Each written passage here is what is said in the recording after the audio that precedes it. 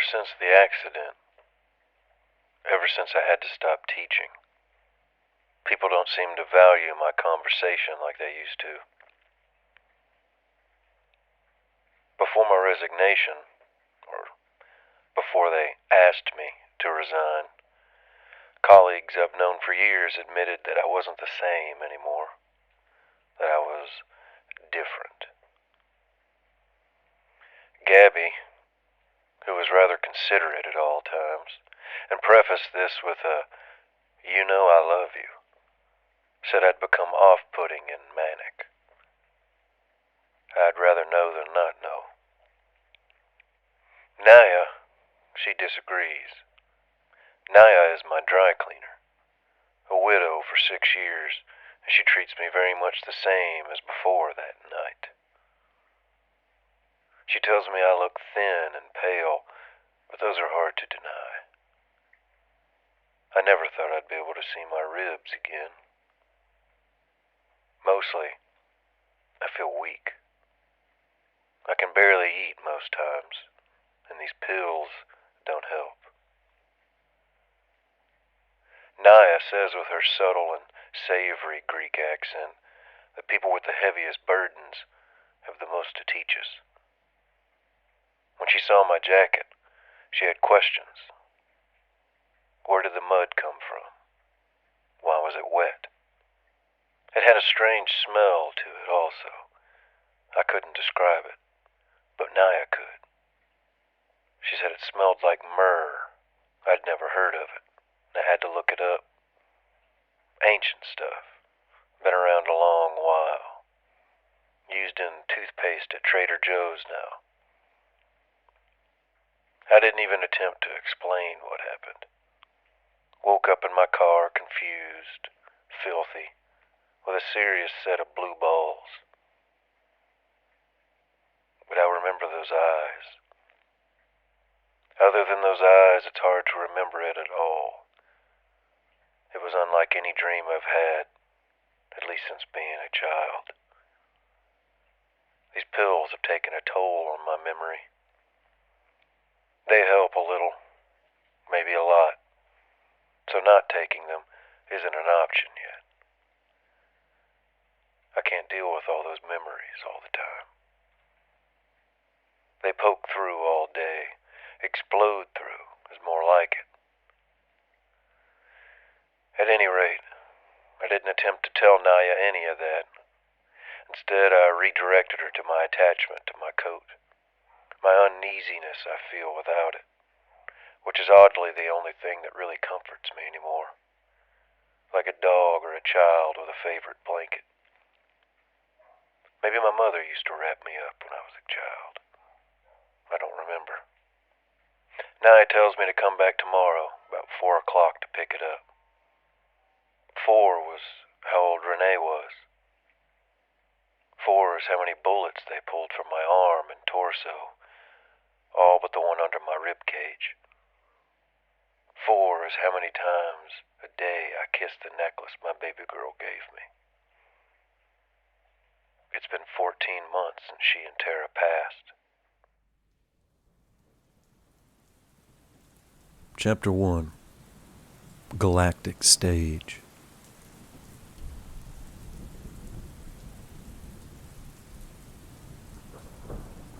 Fog carries the light as the blackened streets puddle the fallen rain.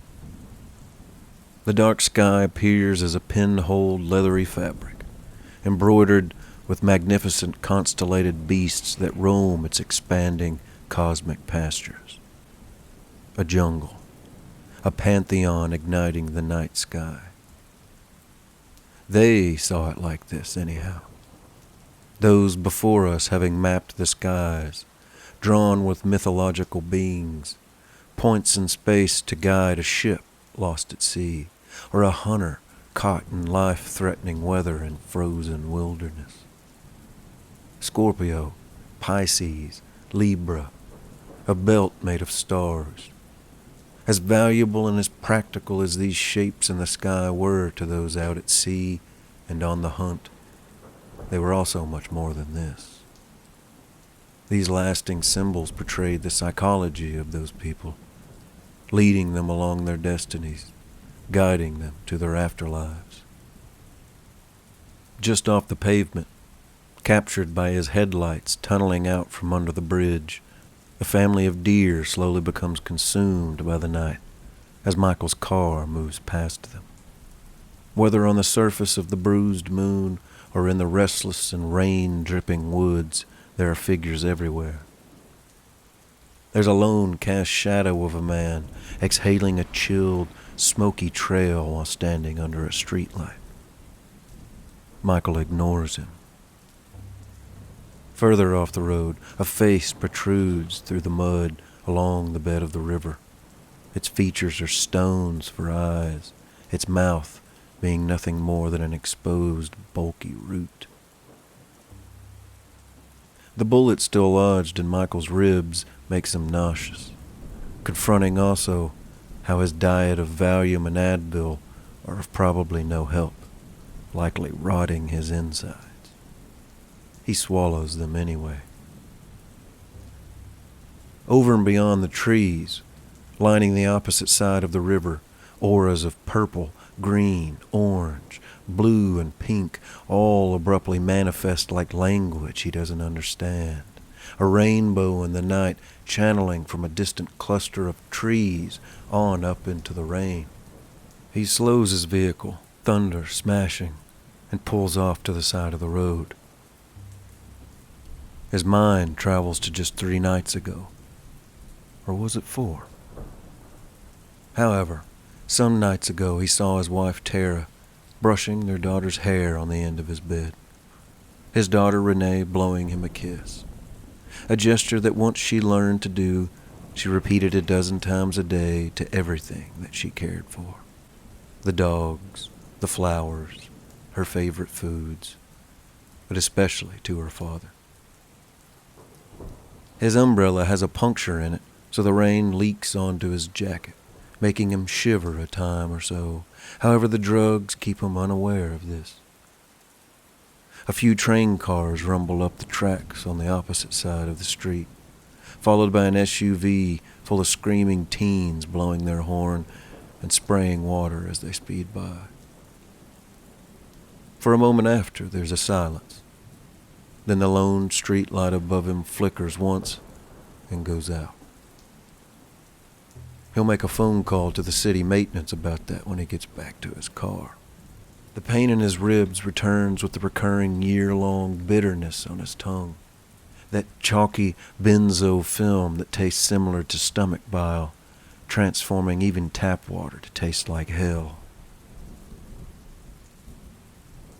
The further he gets from the road, he begins to slide and sink ankle-deep into shit-colored mud. Then a heavy gust snatches the umbrella from his grasp, sucking it up into the disappearing tops of the trees just as the ground gives way, sending him tumbling down on his back, down a small but steep hill, 2 solid tumbles before landing on his ass. Picking himself up, he doesn't notice how his cheek is trickling blood from a slashing briar. Well, he thinks to himself, at least he nailed the landing. He's a goddamn mess, and he has been ever since that night. He touches the pendant around his neck. Daddy, a necklace for you. His memory plays over and over in his head at all times, in whatever situations, whenever it wants. Thoughts omnipotent like the rain and the lightning. At 100 yards or more, it's the curves of women's bodies dancing in silhouette. A large group of them not far from where his feet sink into the ground. Painted faces shimmer in flashes of electric color, and what he sees he can only refer to as what society once labeled them over 10 years ago in his late teens. It looks like a rave. A rave in the woods. Look, Daddy, a necklace we got you. Promise me you'll always wear it. Their body motions are elegance. undeniably arousing to his sex-starved body, watching them gyrate, the MDMA or LSD flooding their brains he can only assume. Mechanical spotlights are attached to a carnival-like setting, and the clearer his vision becomes, there are probably 100 women altogether. Only women. This makes him rethink the entire situation. He stumbled upon some lesbian cult scenario, he thinks, lazily slurring his thoughts. They'll call him a damned pervert. They're curved silhouettes, a group of them playing drums under a massive tent. Others dance in the storm. 2 of them walk on stilts, spinning fire in their hands. He's rather intoxicated by this. Making his way closer, soon only 50 yards or so from them, one of the 2 on stilts. Her eyes are glowing from some kind of unique contact lenses. Purple, radiating lavender. Wait, all of their eyes are glowing the same. Every eye hauntingly purple, flickering like exotic fireflies. God damn it, is this happening? Raves still happen, don't they? For fuck's sake, I'm only 33 years old. Get it together. I can still party? A girl conjures fire at will with just her breath. A circus trick, a Gene Simmons influence. The flames reflect on her glistening chest, her hair sparkling with rain droplets. She's the first to see him. The fire reflects a mystery in her violet eyes, eyes such as he's never imagined before. Her smile is an ivory necklace dangling from her upper lip, her skin fair and milky, glistening with storm. From her waist down, she wears black leggings, her chest brazenly bare. And now, how could he have not noticed this already? He notices all of them are bare-chested. This makes him more uncomfortable than anything else. He shivers with his jacket sopping wet, glops of spattered, caked mud trailing up his back, slung up from his boots. He feels suddenly like a creeper that stumbled into some hippie ritual he's in no way prepared to handle. And the girl dances towards him further, close enough until her flames she's twirling mildly begin to warm his cool body. The rain transitions to a light trickle. Holding the fire wand in one hand, she coolly takes Michael with her other, guiding him along the dancing women who pay him no attention, treat him like he's invisible, taking him inside a smaller tent with an opening that falls closed behind him. Inside, there are more flames flickering on a digital TV screen, circling the entire tent. Somehow they give off heat the way her fire does. Or maybe that's an illusion they're meant to give. Outside, the music changes. Inside, the drugs have taken hold of him.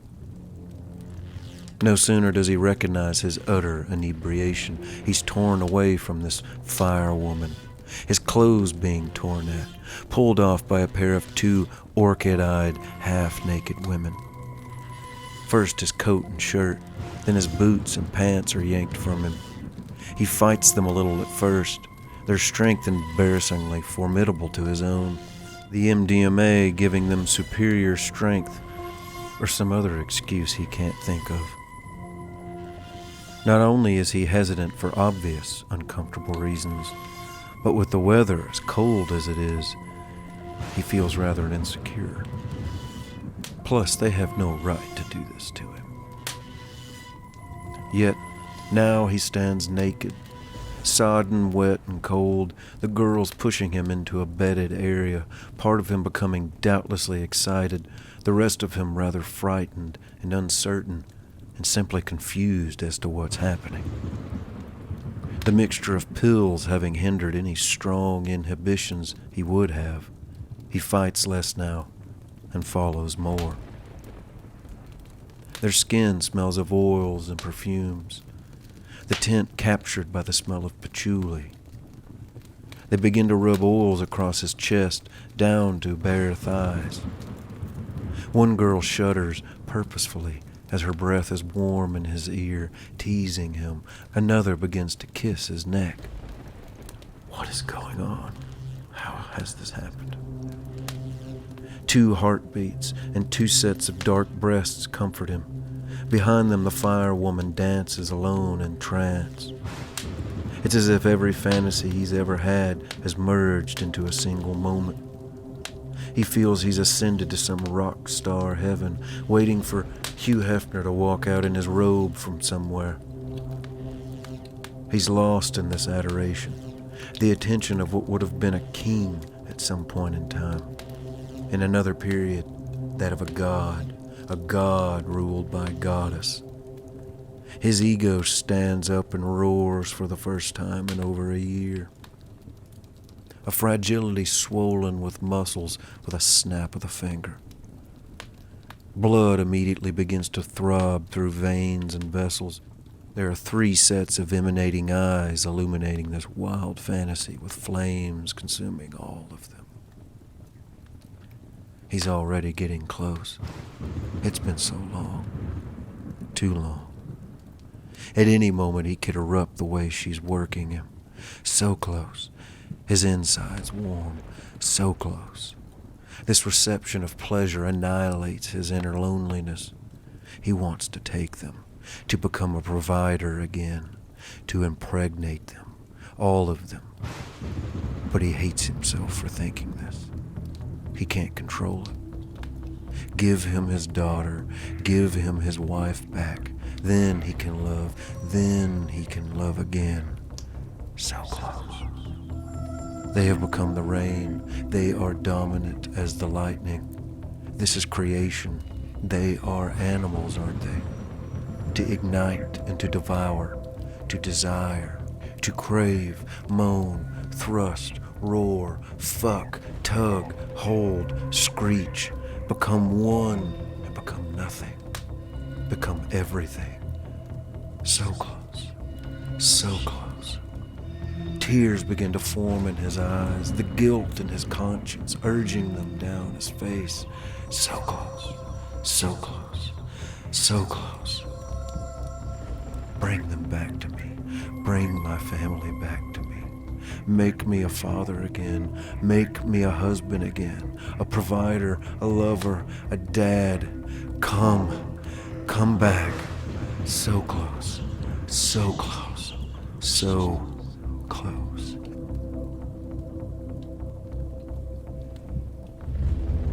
Everything stops. All stops. Stops seconds short of eruption, seconds short of suicidal guilt. All 3 of them, all 3 women now stand over his naked, hardened body. He feels a moment of anger. Anger, and then shame, then confusion. Well? Her voice, some unseen person talking to him. Her voice sounding so calm it's nearly a feathered whisper. Now that we have your attention. There's a humor in her tone.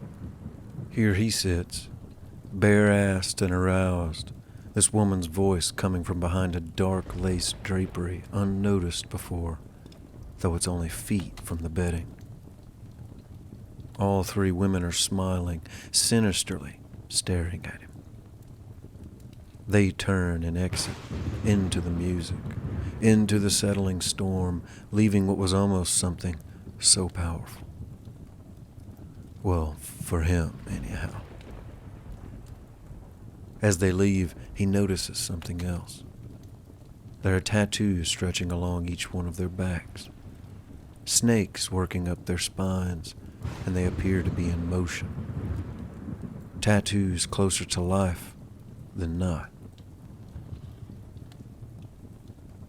Please, she says, join me back here, won't you? Her voice returns in a caring fashion. I can explain your circumstances, as well as our own. And as you can tell, even in the most erotic of circumstances, that humor in her tone returns in full. We don't bite.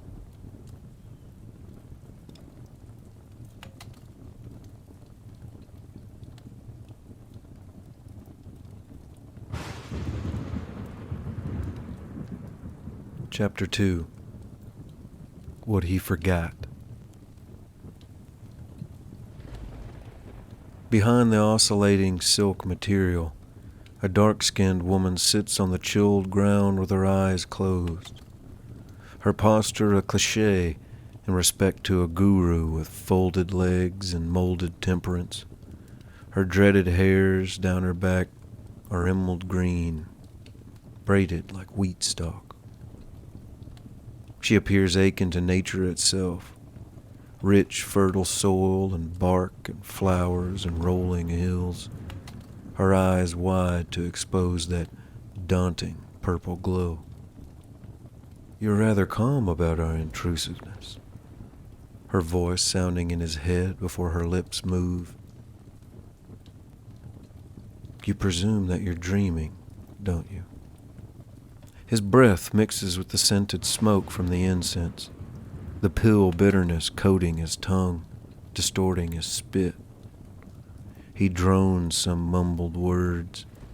Sorry, it's more that I just don't care that much. It's probably the drugs. Her blank expression is frozen like a voodoo doll. Well, join me anyway, won't you?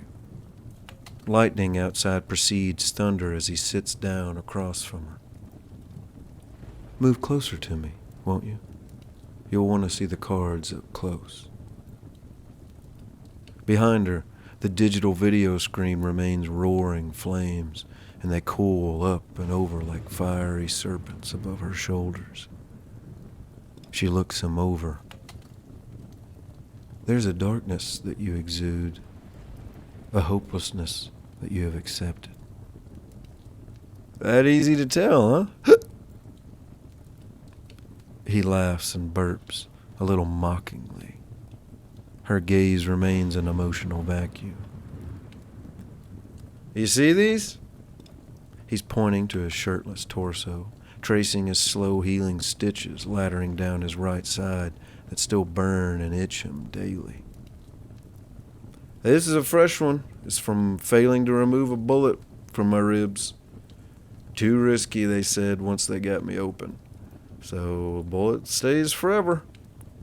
These other scars, those are empty bullet holes. I'd have to say I'm doing pretty fucking spectacular considering. She moves on with her questioning. Are you familiar with tarot, Michael? Huh? Did he tell her his name already? He sadly can't remember. The self-loathing surfaces again. How could he forget something so simple? My wife, he sees visions in his memory. She knew a lot about it. She always wanted me to listen. That never happened. The woman holds a vibrant deck of cards in one hand. She shuffles them, and we imagine as they flicker in an animated story. She then prompts him to tell her to stop at any moment he pleases. As he watches her shuffle the cards, a tingle slithers up his spine and crawls into his throat. Stop, he says uncontrollably, clearing phlegm from his throat. Stop there. She stops and sets the deck down, pulling a single one and laying it down. I'd introduce myself, but apparently that'd be redundant. But your name is... She doesn't look up. Names are rather meaningless. The flames shrink behind her, leaving an essence of soothing bonfire. Perhaps a question like, who are you? Wouldn't that be wonderfully more direct? Won't you agree? He lets a few arduous seconds pass. Well then, who are you? He feels naive for going along. Her breath seems so structured, so disciplined. She appears to not even be breathing at all. We're helpers, she answers. We are here to bridge the chaos. Oh, okay. His tone is pure sarcasm. So let's not confuse me any further. He rubs his tired, strained eyes. Helpers with who? Or for who? Me? The world? The whales? You're part of the world, aren't you? She asks. You know, he shuffles his hips. If I was confident that my legs would work, I would get up and leave right now. The woman pauses, looking more serious than ever. I'm a structure and model for your mind, Michael, like all existence, really. We can help you make some sense of your experience, or at most, help you deal better. Consider us an initiation of mind, if you choose. Oh yeah? What the fuck does that mean? In the corner of the tent, he sees Renee playing with their next-door neighbor's son. She loved to play sorcerer. She was never afraid of the unknown. She got that from her mother. Michael speaks. I'm sorry. Remorse begins to settle in. I'm slightly inebriated from the meds. I'm normally not this much of an asshole. Fuck. See, I curse a lot more when I'm fucked up too. I'll just stop talking. She turns over the first card. Hierophant, a guiding force. You are a school teacher, rule maker? She asked. Renee's ghost, playing in the corner, says, Look, Daddy, a necklace we got you. Promise me you'll always wear it. Yes, he says. I was a teacher. This is a dream. Ever since the accident, I can't tell what's real and what's not. She interrupts him. No, Michael. Her eyes are all he sees.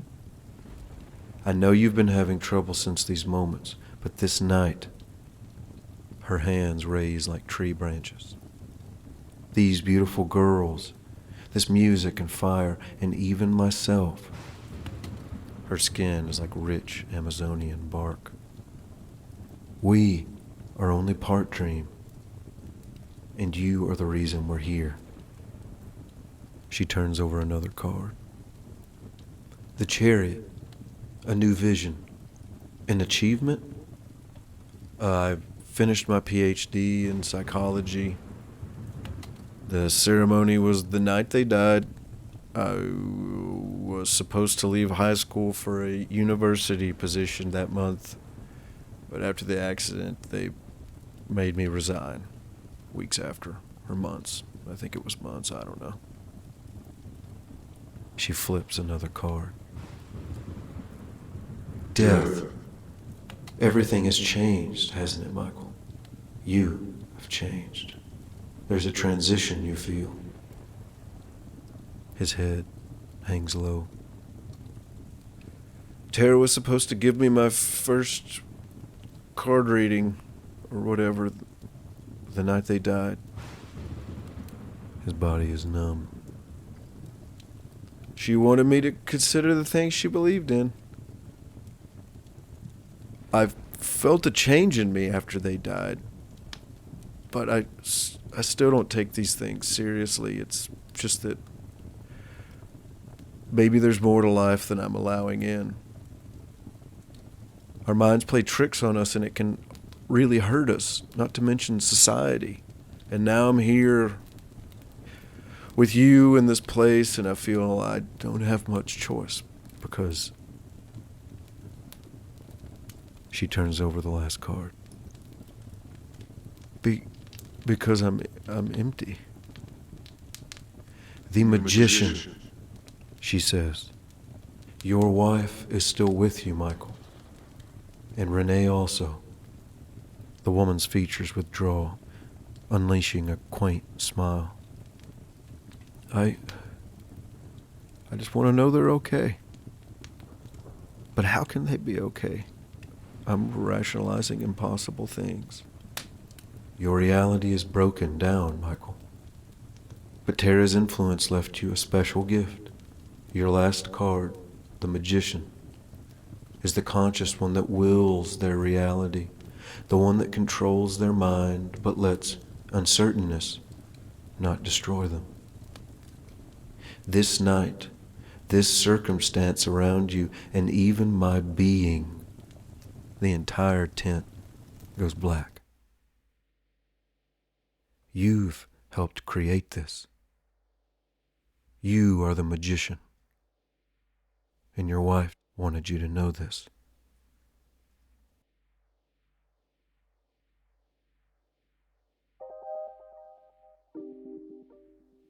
The past. Tara's red curls are loosely clipped back on either sides of her temples. She's got a new haircut that she isn't entirely happy about. The remainder of her bronze hair twirls around to the back of her head, clamped by a small bronze claw. Renee's green eyes are buried in her mother's lap, and other than the shine from the laptop screen, only 2 burning candles on the dining room table light the room. She gently runs her fingers along Renee's neck and into her dark, wavy hair, humming some tune not quite distinguishable under her breath. The sun sets, but one couldn't tell from the drawn curtains. All along their window pane burns a fading glimmer of nuclear gold. The lion of the sky. Mother hums the baby numb. Noises rustle outside on the porch. Michael, having dropped his keys along the footer of the door, seconds later it swings open with light bursting through. We're in the dining room, babe, says Tara. You're home later than I thought you'd be. Renee pops up and runs down the hallway with her short little legs atop her stubby little feet. Hey, baby girl. His monotone voice, wrapping one arm around her as she clings to his thigh. Why's it so dark in here? Tara stands in the hallway near the dining room, flicking a light on to overpower the candlelight. What time do we have to be there again? Michael sets his briefcase and bag down beside the door, his tone not aggravated, but anxious, nervous. Babe, did you not get my text? We have to be there, looks like an hour now. Daddy, guess what? A silver chain hangs from Renee's miniature hand. On the end of it is a spiraled metallic medallion. Look, Daddy, a necklace we got you. Promise me you'll always wear it. She hands him her fragile universe where he is the center. Tara makes her way towards him, leaning in to kiss his mouth. She's been waiting to give you that all day. She found the shell in the sand and I got it encased and put it on a chain. Killer spiral, isn't it? He kisses Renee, then once more. Love you. His voice and gaze are direct. And I love my present. He lifts Renee up and kisses her cheek. We love you too, our professor man. Tara breaks away up the staircase. Give me 20 minutes. Hey, hold on, babe. Michael lightly grabs her arm. At first, he stammers over his words and then starts over. How about when we get back, you, give me a reading? Tara is surprised. She raises her hand to place it across his forehead. Are you sick? She smiles. Mr. Science and Behaviorism is going to let the woo-woo cards reflect? You know it's hard for my mind to consider any of that stuff. Only for you, babe. Figure if I'm ever to try it, might as well be from someone who isn't taking my money. Aw, Tara says sarcastically. Who said it was free? When the riddled elevator doors open, the walls are splattered crimson. Shattered glass garishly webs like an abandoned horror movie set. Moans and cries will haunt the young officer who watches the expanding blood begin to trickle down into the cracks of the metal shaft, escaping from the veins of everyone inside. Oh my God.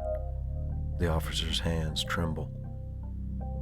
His vision flickers like a signal breaking and returning.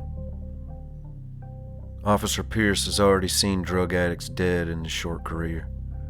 He's seen gang members stabbed to death and left in puddles of blood, multiple corpses lying with syringes jabbed in their arms, suicides or overdoses from methadone or OxyContin or fentanyl. But not this. Tara and Renee are motionless, saturated in one another's life. Michael has crawled over to them as his wounds bleed out, whimpering in an uncontrolled manner. He screams in between breaths, but the sound is gravelly and near mute. Screams that will last forever. There's another man dead next to them, and with time he will be identified as Marco Swank, a slimy, well-connected accountant that was to testify in court and put a number of men away for a long while.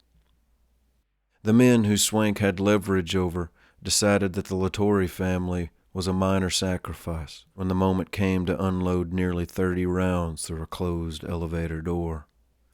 Guests at the ceremony remain terrorized from the rapid gunfire they have no idea has killed 3. All are hurriedly being escorted from the lobby of the auditorium, all except the LaTorres. Swank has slid down the paneling, face first and bent awkwardly across from the family, his tongue extended and hanging loose from his mouth. The LaTorre family lies beside one another, daughter, then mother and father.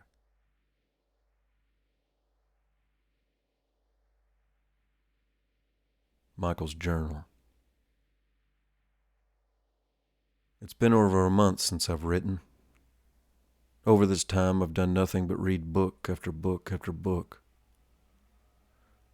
For the first time in the better part of a decade, I'm reading books not chosen for me, not recommended by a professor or administrator, but books I find interesting for my own indulgence.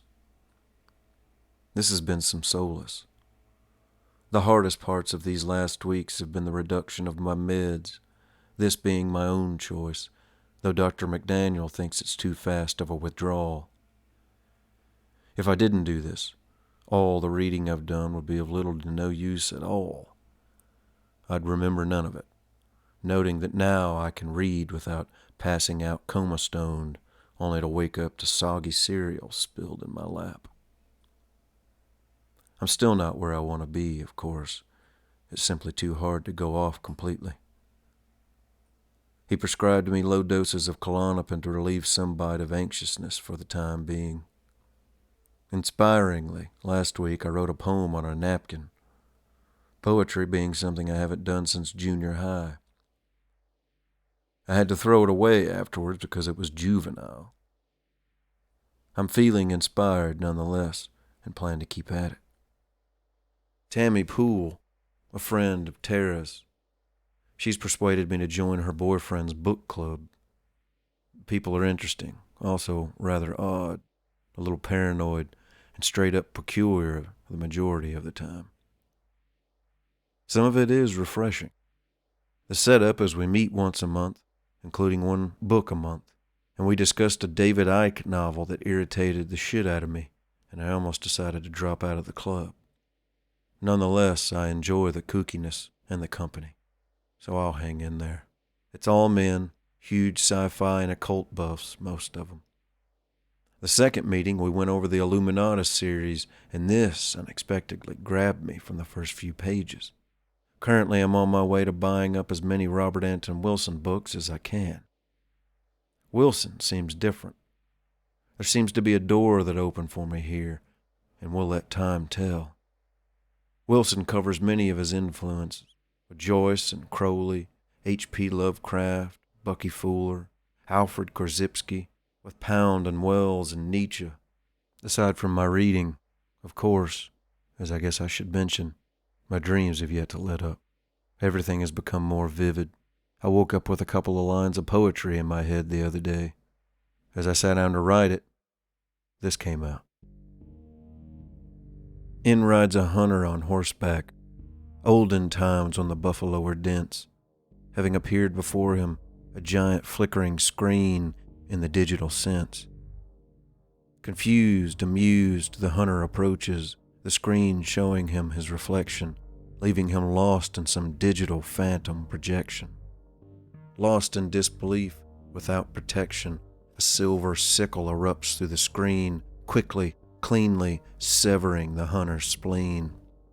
Barely hanging on to his spattered red stallion, a breath comes, for the first time, a vision of his mother, holding him for the first time. Her eyes brilliant gems, the walls around solid white. His father stands with a face smiling in bloom, holding a handheld device, recording HD precise, the hunter's first infant breath, born anew in another time, by alone, instant death. That's all I had. Before I rolled out of bed this morning into this empty house, my reading of Thoreau in high school popped in my head, and a desperate urge to sell this house has been with me all day. There's simply too much sadness here. I may take the money and build myself a little cabin off-grid, out where a few can find me or visit me, and get my hands dirty, and begin it all over.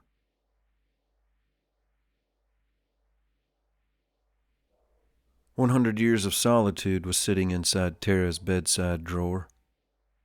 Michael will spend a month slowly reading and rereading parts of this bizarre alchemical tale, bragging on it at his book club the following weeks, noting that it's a little too magical for him, but it's something he's going to suggest as reading for the group when it's his turn to choose the novel. Dale, whose graying beard stretches down to his poached belly button that peeks through his torn Rush 2112 t-shirt, explains his choice for this month's reading enthusiastically. So Williams's illustrations that match the initiating narrative of Moore's work and Promethea are masterpieces, in my opinion. Just beautiful exotic illustrations, don't you think? I feel a nod to Alphonse Mucha in the style, expanding on it, of course. Did you catch that? Dale asks Michael, passing him a lit joint. Michael inhales. I have the entire series strode out in bed next to me. I'm eating it up, man. Michael coughs after hitting the joint. I really like the female play on Prometheus, the whole fire theft philosophy. I'm a huge fan already, man. I'd love to check out that Mucha guy you mentioned. Michael passes the smoke along to Carlo, sitting on the other side of him. Speaking of fire theft, I'll take that. Carlos flips the smoking jazzy torch through his fingers like drumsticks. You know, Carlos inhales, Edgar Cayce was believed to have read books in his sleep. He rubs his ebony eyes, closing and not opening them again until they're a shade more red. Also heard he was full of shit. I don't know, man. Dale continues. So, The Kabbalistic tree of life is explained as thus. The 10 Sephirot of the Kabbalistic tree are not only the teachings of the design of the universe, they are also a design of the human soul. You have Kether, Hokmah, Binah, Doth, Hesed, Gebura, Tippereth, Natzak, Had, Yesod, and Makuth. All are planetary spheres linked with certain wisdom in a particular planet. Yesod resonates with the moon and also the imagination, for instance. There are 22 paths connecting the Sephirot, the spheres that are equally important. And every path resonates with the 22 letters of the Hebrew alphabet, also corresponding with the 22 major arcana in tarot. Michael listens before fading off into his few personal experiences attempting to speak to the universe or God or whoever he thought he was speaking to. A few sad, drunken sessions in his teens is all. From then on, things only became more analytical, more disregarding. It never really made sense to him, not the way many believe, anyhow. It's daunting as much as it is interesting to consider that many of these ideas have been here for thousands of years, cycling around in different societies' minds, waiting, shrinking, expanding.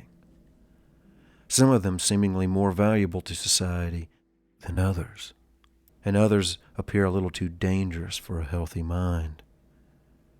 Michael contemplates this, stoned on a small, dirty couch he's currently sharing with 3 other stoned dudes in a room. But no ancient practices or philosophies could have taught him what he learned from being a husband and a father. Of course, they could have helped him along. Insights are always valuable. But he was living it, creating it, experiencing it. But now his life remains quite transformed. A husband without a wife, a father without a child, a teacher that only learns. Another month has passed and Michael has accomplished 2 major goals he set out before him. First, he's put his home and most of the possessions inside up for sale. And secondly, he's almost weaned himself off all anxiety meds other than his newfound pleasure, smoking some reefer on book club nights.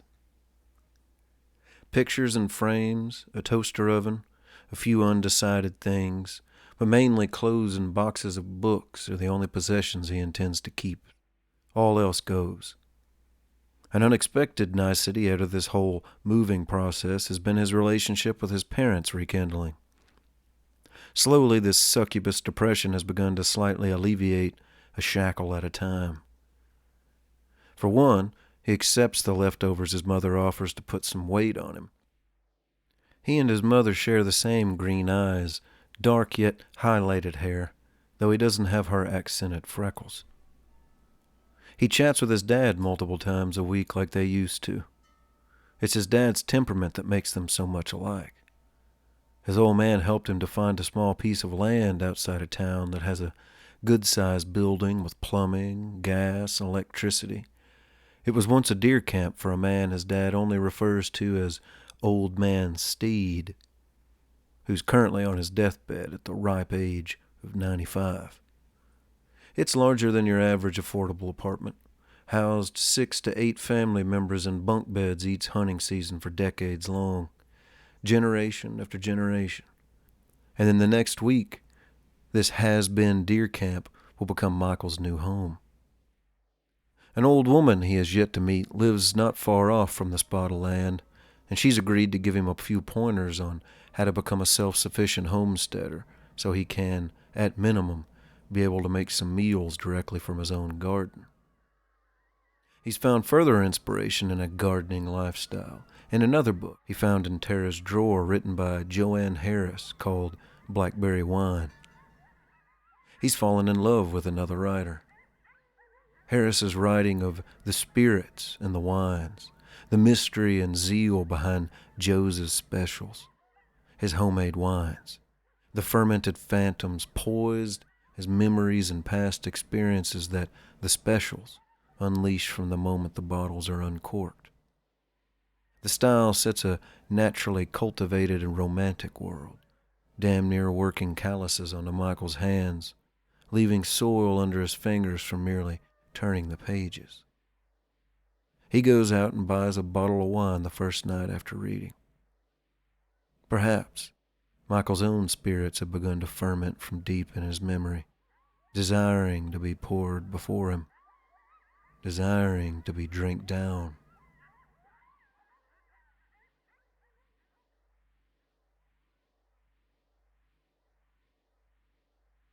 Chapter 3.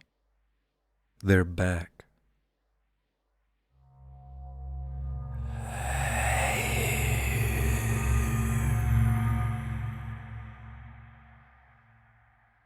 Michael's eyes lunge open as he lies in bed. Tracers rush across them the way rushing water does when you're submerged with your eyes wide open.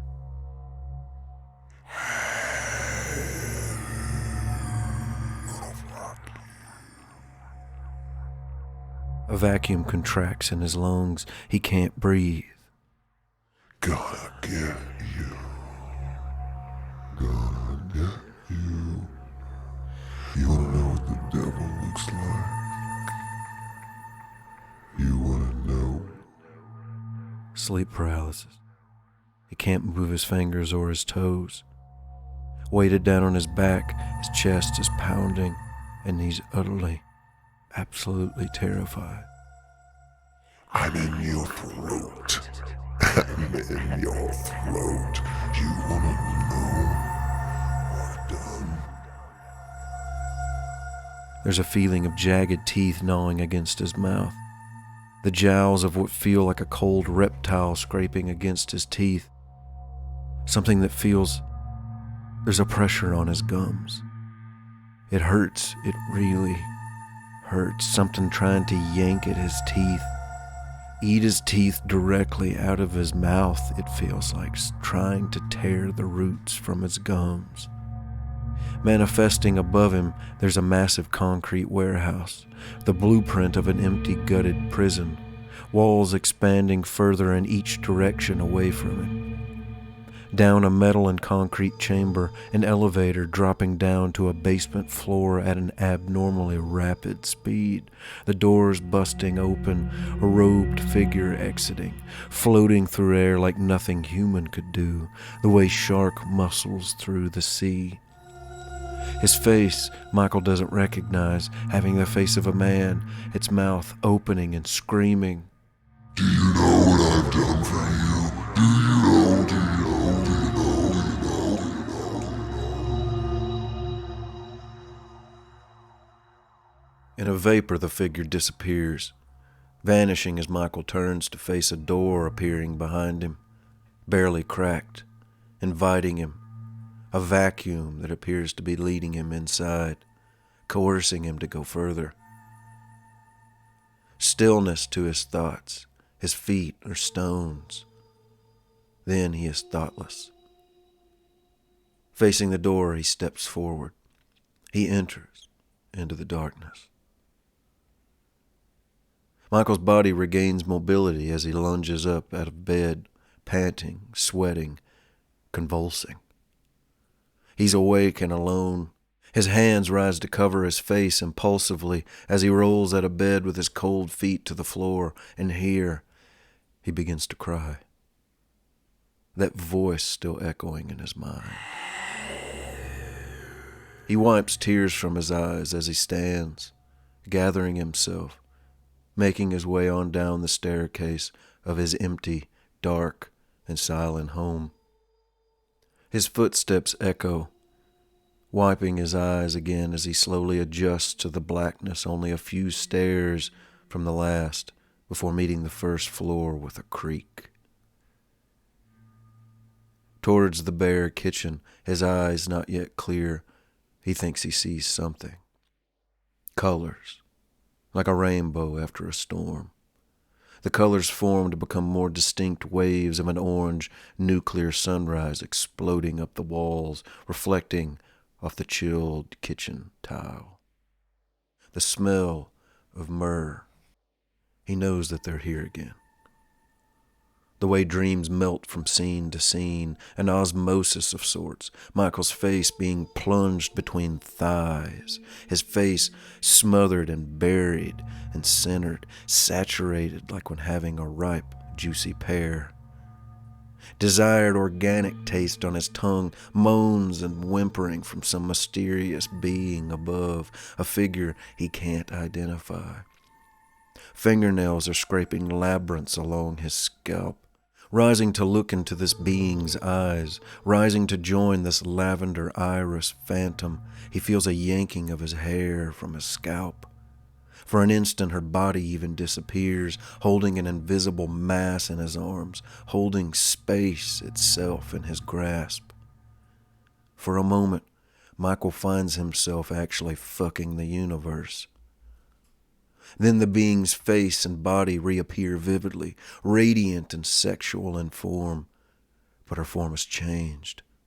She scowls at him, her face garbed with a menacing succubus grimace, her voice moaning the lower octaves to vibrate the deepest parts of his mind.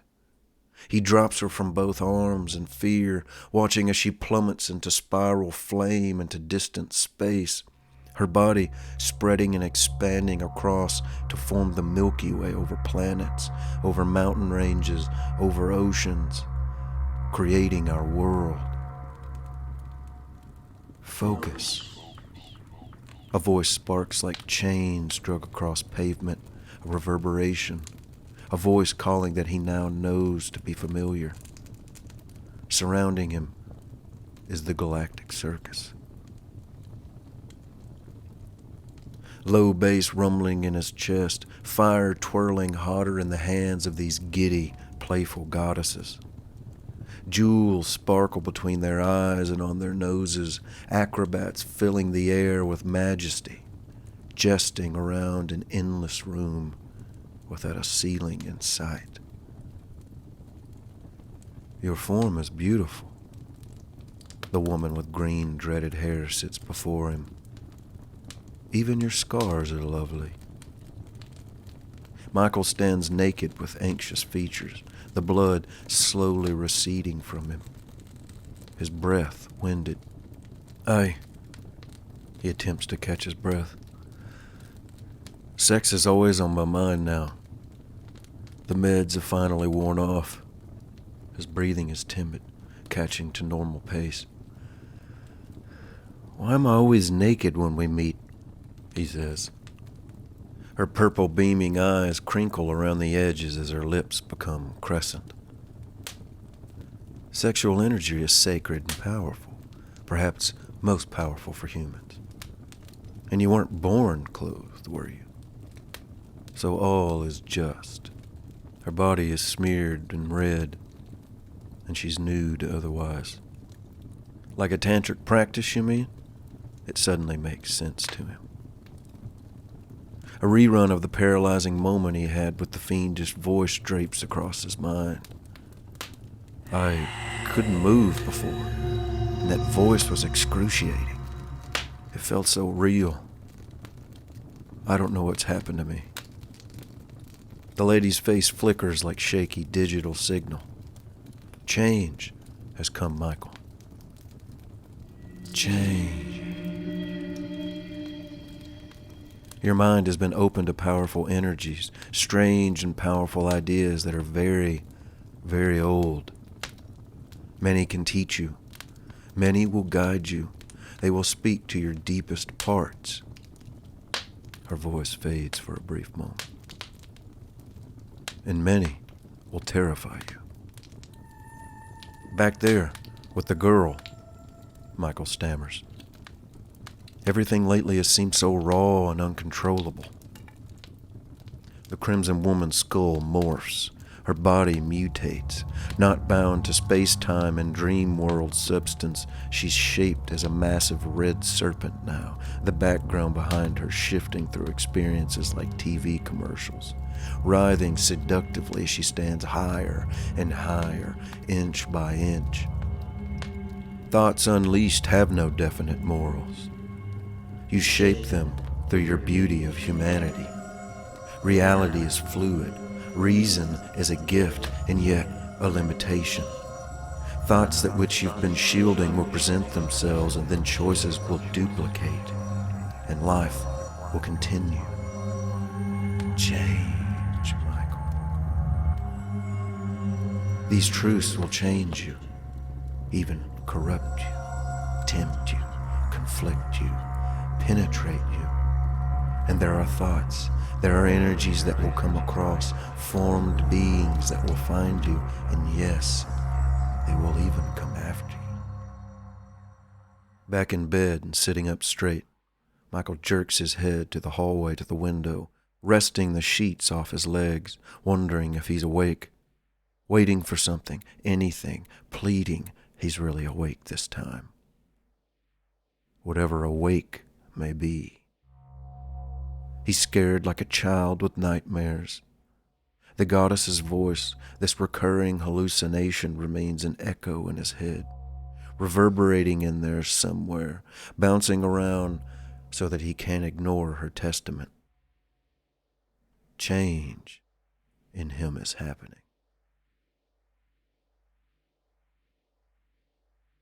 Michael's journal. Outside the coffee shop yesterday, the tip of a walking stick passed the window moments before an old blind man appeared behind it. I've been reading Joyce's Ulysses and attempting my damnedest to understand it, and it's not working very well. I had to read around online to understand that the internal dialogue is back and forth with inner thoughts, and then speaking aloud with people actually talking and having conversation with one another happens simultaneously. His sentences are, I'll call them encyclopedic Shakespearean. However, his style is what I'd personally call beautifully schizophrenic. Come to find out, browsing the internet yesterday, Joyce's daughter, Lucia, was diagnosed as a schizophrenic by Carl Jung and was finally institutionalized. Jung once referred to Joyce as schizophrenic. The background music playing in the cafe was jazzy and soulful, so I asked the thin, red-headed guy behind the counter what was on, and he told me it was a band called the Weekend Players. We talked about music for a bit. My tastes have always been classic. Floyd, Zeppelin, Hendrix, some 90s stuff. He names other music I'm not familiar with. He told me that Hendrix thought King Crimson was the best band in the world at one point. I'd never heard of them. He goes on to mention Sade, Radiohead, Anthony Hamilton, Lauryn Hill, Son, D'Angelo, Grizzly Bear, just to name a few. He wrote these down for me to remember, and sadly I left without asking his name. As I was leaving, a bottle of wine on display caught my eye. The name Caduceus interested me. "Yeah, this is Maynard's wine," he says. "Don't tell me you've never heard of Tool either." I had to be honest and told him I'd heard of them, but didn't know much about them. To which he replied that I was a little bit out of the loop to be so young, which I couldn't disagree with. I told him that I was 33 and that he's more than likely right about my lameness. "Well, I'm 27 and looking," he said, this not cracking a smile. It took me a second to understand the flirtation, causing me to reiterate my being out of the loop even more than I thought, apparently. Figured I should tell him that I'm not gay, which I did, and was pretty tongue-tied about it. I told him that I was married, because, well, it's true, mostly. His confidence appeared unoffended in the least, so that smoothed things over. This is when he wrote the names of all the bands down on a pink sticky note for me, and I bought one of the 2 bottles of Caduceus. Afterward, I decided to stroll down by Naya's Cleaners before going to meet Dad out at the land. I hadn't seen Naya but maybe a handful of times in the last few months, this being my own fault. So I took a shot. I persuaded her, if she wanted, to come to the house to have a drink with me, to try out the new wine, and I'm happy to say that she agreed. She'll be here in a few hours. At 8:33 p.m., there's a knock on Michael's door, and it's Naya. The knock echoes through the practically empty house. In the background, Pearls by Sade plays from his phone, from a playlist he's created from his barista's recommendations. Naya stands around 5 feet, 5 inches tall, olive skin, eyes and hair the color of fresh coal. Tomorrow he takes the little that he has to his new home out of town, to his eventual garden, pond, empty rooms without memories to hurt him. That should be out by the end of the day, he says. Soon they're chatting about her deceased husband, about how she rarely speaks to his family anymore since there aren't any grandkids to keep them all in touch with one another. Her own parents she prescribes as being on hard times due to Greece's recession and are reluctantly in the recent weeks considering a move to the States. Naya's just as much reluctant. She's only seen them twice in the last 3 years since they decided to move back to Larissa so that her father could take care of his mother who suffers from a disease named aphasia, a deteriorating language disorder that further affects the brain in miserable ways. Naya admits she's rather wary of them being able to find jobs that will even support above the poverty line here in America. Wes, her dead husband, his life insurance plan paid off the dry cleaning business, so she's personally fine on money, which she considers selling in the future if her parents' big move here doesn't pan out, or, even if it does, she'll have some money to lend them. Interesting music you have here, she says. I think so too. It's not my list, however. It was recommended by my coffee guy. They talk about Tara and Renee for a few moments after she asks him how he's holding up. He shows her his necklace she's undoubtedly seen yet never asked about. Following his second glass of wine, he meagerly mentions his dreams, holding back, revealing many details, if any at all, following with a passive, "They've just been strange." Aren't all dreams sort of strange? She has a point. I suppose so. These are different than the rest of my dreams, I assure you. He wants to tell her all of it. Just to be able to talk about it would be nice. Interest in dreams can't be all bad. She sips from her glass. Her interest relaxes him. I notice you like to read very much, her phrasing revealing her foreign roots.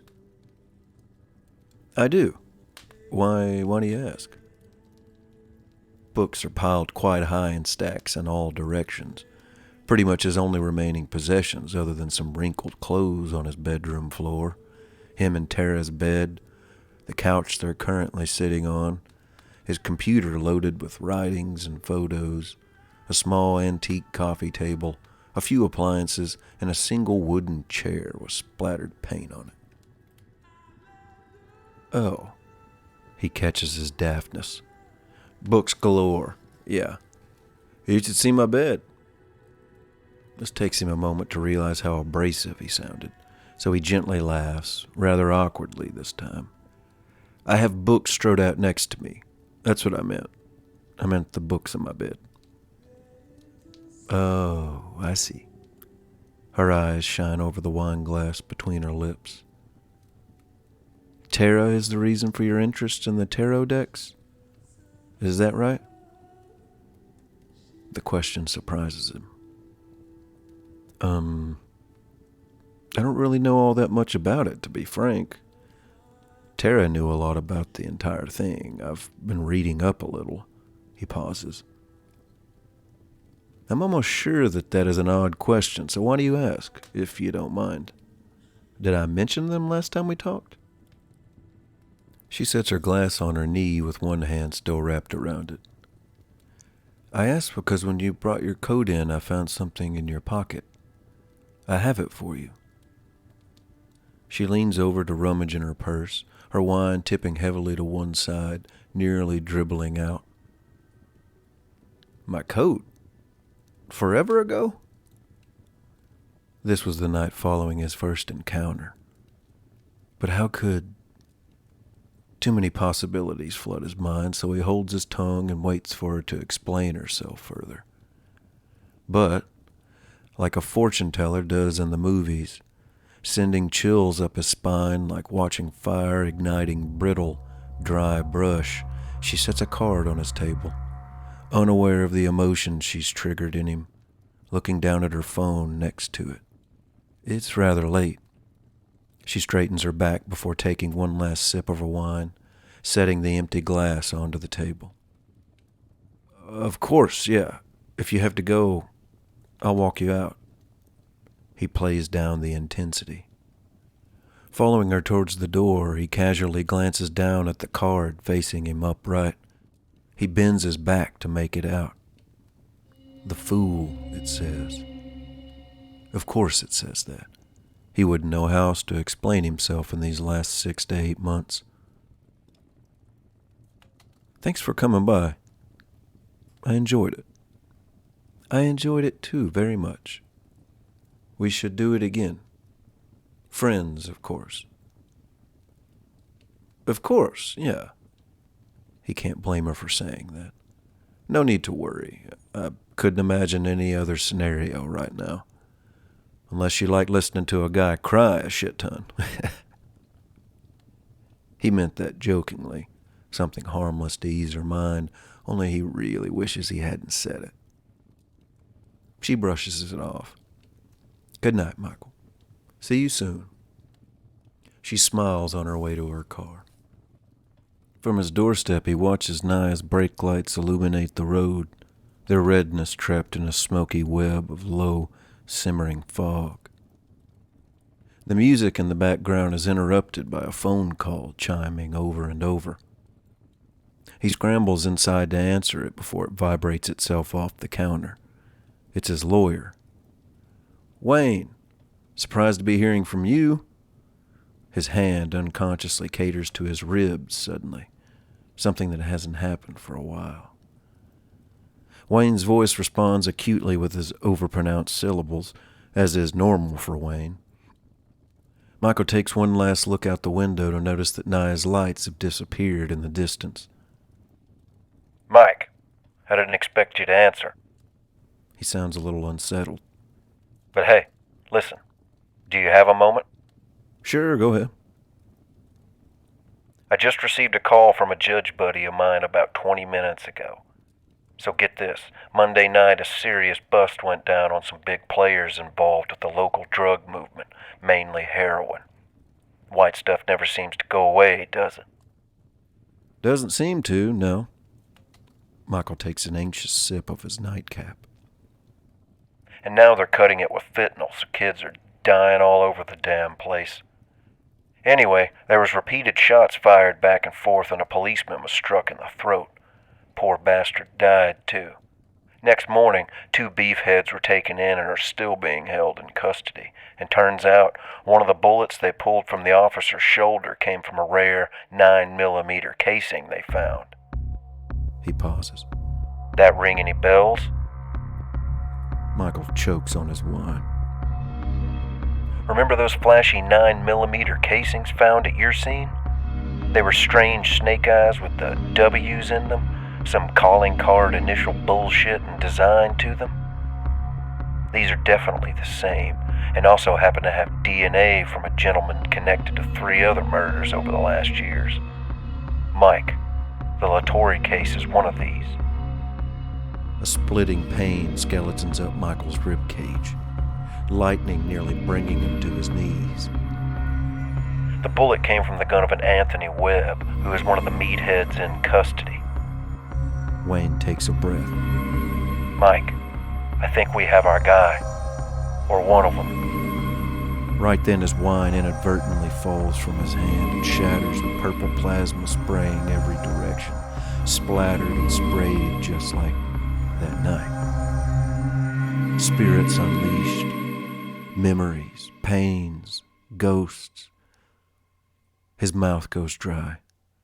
Wayne's voice fades from the other line, and Michael's knees finally splinter, collapsing into the spilled wine, his own blood mixing from the severing glass, slashing his skin.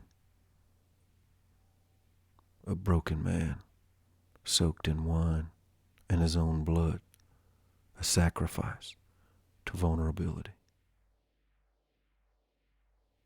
By morning, his father helps to load the few items from the house into this truck. His old man modestly, rather obviously reluctant to approach the subject, questions Michael about his cuts along his hands and arms, having noticed a few spots of what looked like dried blood on the kitchen floor, the glass and stained paper towels in the last trash bag he carried out. His old man put two and two together, but this is his son, and if nothing more, he wants to let him know that he cares, wants him to know that he's loved more than he can imagine. So he asks if he fell and what happened to cut himself last night. Michael calmly leans over from the passenger side, reaching over to turn the key as the ignition fires up, the other keys clanking together, and leans back into his seat. Let's just get out of here, Dad.